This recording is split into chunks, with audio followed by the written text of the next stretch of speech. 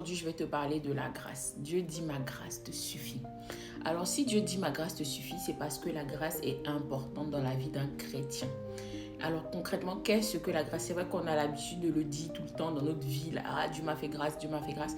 Mais concrètement, qu'est-ce que la grâce? La grâce en grec, alors je vais te donner la définition grecque. La grâce en grec veut dire en fait charis. Charis qui signifie charité, bonté ou faveur.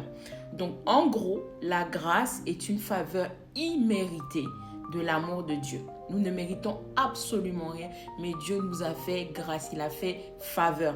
Et il faut savoir que tout le monde a besoin de la grâce. Que l'on vive dans un palais, que l'on vive dans une prison, peu importe là où nous sommes, ce que nous sommes, où nous sommes, nous avons besoin de la grâce. Pourquoi? Parce que la grâce, d'abord, de un, elle est gratuite. D'accord? Elle est gratuite. Jean 3, 16 dit car Dieu a tant aimé le monde qu'il a donné son fils Jésus afin que personne ne puisse périr. Donc la grâce, c'est la première grâce que Dieu nous a fait. Dieu nous a donné. C'est la première grâce que Dieu nous a donnée, Jésus. La grâce est un don gratuit. Il faut savoir qu'on ne méritait rien. On était pécheurs. La Bible dit tous sont péchés et tous sont privés de la gloire de Dieu. Et Dieu nous a fait grâce à travers Jésus. Donc, on va essayer de comprendre en fait qu'est-ce que la grâce par différence de la Bible. La grâce, premièrement, est un don. La grâce est un don. Éphésiens 2 au verset 8 dit « Car c'est par la grâce que vous êtes sauvés, par le moyen de la foi. Et cela ne vient pas de vous, c'est un don de Dieu. La grâce nous a été donnée par Jésus. Jésus est le don que Dieu a fait à l'humanité. Deuxièmement, la grâce, en fait, c'est un cadeau. Si nous prenons la définition, l'explication dans le livre de Romains 3, 24 qui dit « Car tous ont péché et tous sont privés de la gloire de Dieu. Ils sont gratuitement justifiés par sa grâce, par le moyen de la rédemption qui est Jésus-Christ. » C'est pourquoi nous devons comprendre et prendre la grâce comme un cadeau.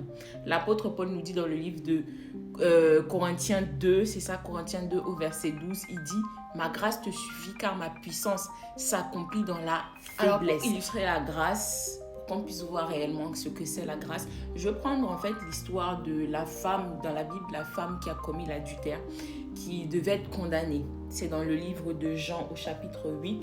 Donc c'est l'histoire d'une femme en fait qu'on a surpris en train de commettre l'adultère. Et en fait les pharisiens et les spécialistes de la loi, d'accord, l'ont attrapée et l'ont ramenée devant Jésus. Et ils ont demandé à Jésus son avis. Mais en fait, ce qui s'est passé, c'est que effectivement, cette femme, selon la loi à l'époque, devait être condamnée. Ça veut dire qu'il devait y avoir une sentence qui était liée à l'acte qu'elle avait posé, c'est-à-dire l'adultère. Et en fait, elle devait être lapidée. Tout simplement parce que la loi de Moïse disait qu'une femme qui est surprise en train de tromper son mari doit être lapidée. Donc, ils ont ramené cette femme devant Jésus et ils ont demandé, mais toi, qu'est-ce que tu dis par rapport à ça? En fait, Jésus, il a tout simplement dit une phrase qui est devenue célèbre maintenant, qui dit que celui, en fait, qui n'a pas péché lui jette la première pierre. Et quand il a dit ça, en fait, la Bible dit que tous se sont retirés. Donc, que ce soit les jeunes, les vieux, les moyens, tous se sont retirés. Pourquoi? Parce qu'aucun de nous n'est sans faute. Donc, quand Jésus a dit que celui qui n'a jamais péché jette la première pierre, tout le monde s'est reconnu pécheur. Tout le monde s'est reconnu pécheur et tous, en fait, ont jeté la pierre et ils sont partis. Quand ils sont partis, cette femme est restée seule avec Jésus. Et ce qui s'est passé, c'est que Jésus lui dit à elle, il dit, en fait, moi non plus, je ne te condamne pas. Où sont partis ceux, en fait, qui voulaient te condamner? Moi non plus, je ne te condamne pas. Et ce que Jésus a dit, il dit, va et ne pêche plus. Amen. Il dit, va et ne pêche plus. Ce qui est sûr, c'est que cette femme méritait la condamnation selon la loi.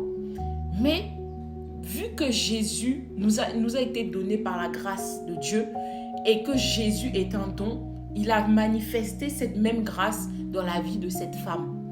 Il a dit, je ne te condamne pas, va et ne pêche plus. Donc la grâce, c'est ça la grâce. C'est quelque chose que tu ne devais pas avoir, mais Dieu t'a donné ça, c'est un cadeau. C'est un cadeau, c'est une faveur. Dieu a fait grâce à cette femme. Enfin, Jésus a fait grâce à cette femme. Il a dit, je ne te condamne pas. Va et ne pêche plus. Et c'est ce que nous vivons au quotidien en fait.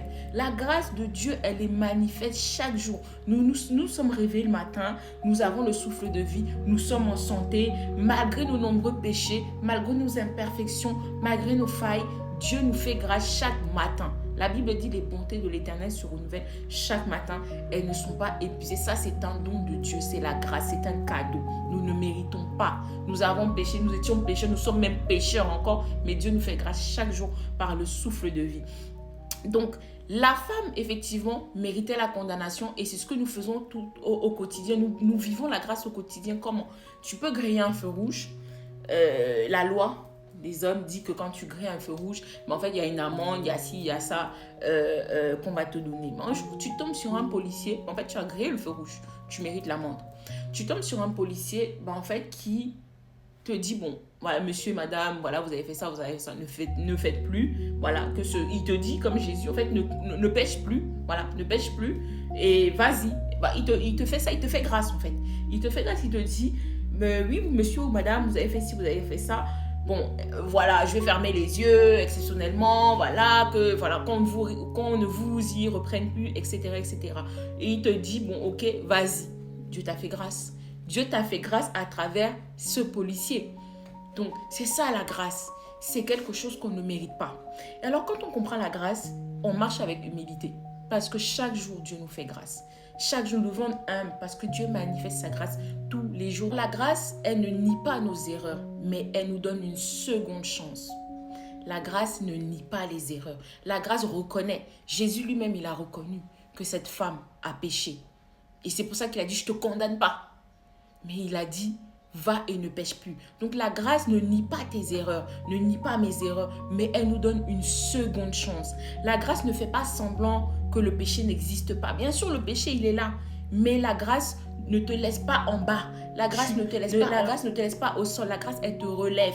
Elle te donne une nouvelle direction. Elle te redonne un nouveau départ. Et c'est ce qui s'est passé avec cette femme. Parce qu'effectivement, je suis sûre qu'après ça, cette femme n'a plus penser à tromper son mari. En tout cas, elle a repris une nouvelle direction. Et c'est ce que la grâce fait. Lorsque nous sommes perdus, Dieu nous remet sur le droit chemin. Et là, nous repartons. Nous repartons sur le chemin que Dieu a tracé. Tu as fait des erreurs, la grâce est là, elle te pardonne.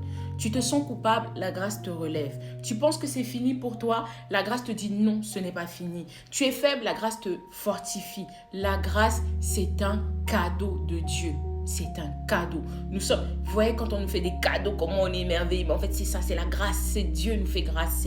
C'est un cadeau. Et chaque matin, quand on se réveille, en fait, on doit être ébloui par cette grâce que Dieu nous donne encore. Chaque jour, Dieu nous fait grâce. Dieu nous fait grâce du souffle de vie. Dieu nous fait grâce de la santé. Si tu n'es pas mort aujourd'hui, Dieu t'a fait grâce. Si tu n'as pas fait d'accident, Dieu t'a fait grâce. Si tes enfants sont en santé, Dieu a fait grâce. Si tu as un travail, Dieu a fait grâce. Si tu as une maison, Dieu a fait grâce. Si tu arrives à manger à ta faim. Si la grâce est amour, comme je l'ai dit, Jean 3,16 dit, car Dieu a tant aimé le monde qu'il a donné son Fils Jésus.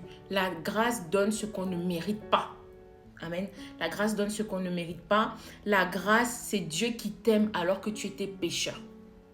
La grâce, c'est Dieu qui te donne alors que tu ne mérites pas.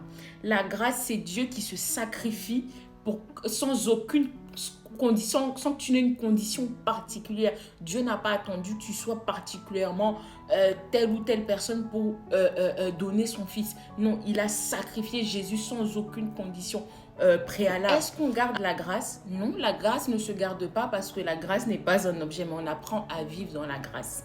Comment est-ce qu'on apprend à vivre dans la grâce? En restant connecté à Dieu, parce que la grâce vient de Dieu. D'accord? On ne garde pas la grâce par nos efforts, mais par une relation quotidienne avec le Seigneur.